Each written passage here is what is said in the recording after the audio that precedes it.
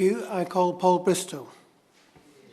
Thank you, Sir Mark. It's a pleasure to serve under your chairmanship. And again, I'd like to congratulate the Honourable Member for Meriden for securing this really important debate.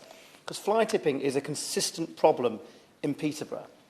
2 years ago, I raised the local issues in my constituency at length in an adjournment debate. Because quite frankly, I'm sick to death at seeing hotspots in my constituency.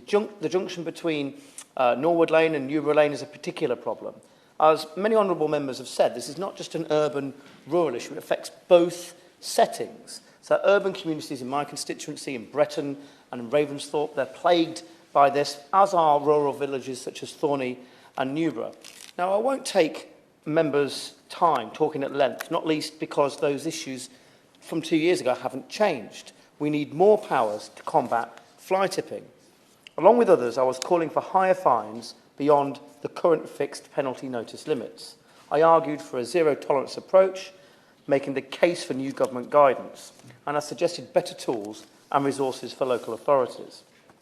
The Minister's predecessor expressed lots of sympathy, noted that legal issues involved were complicated, noted some positive-sounding statistics, and urged patience.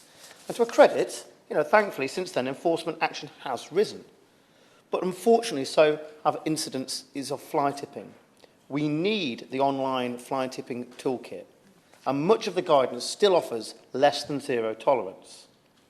However, I know since taking over the brief, the Minister has announced the end of needing to pay for the disposal of DIY waste, which will make a real difference. She's also advanced the move towards digital waste tracking with powers and penalties to match.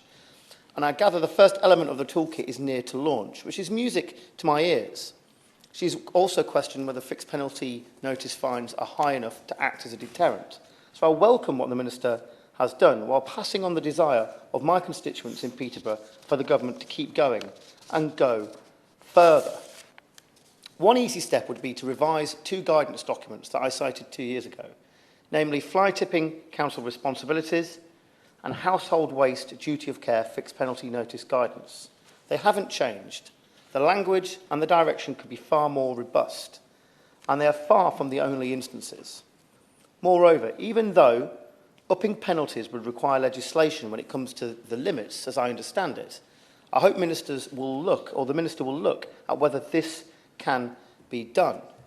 I also note one of the comments from one of the previous speakers that this is often it's often the result of organised crime. That's absolutely right. Often in our rural setting, that is true. And we need to crack down on that because enough is enough. Our communities should no longer be used as dumping grounds. Zero tolerance, stricter fines, CCTV enforcement, and stronger guidance from government. Fly tipping blights too many of our communities. It's time for us to act and start driving the incidences down.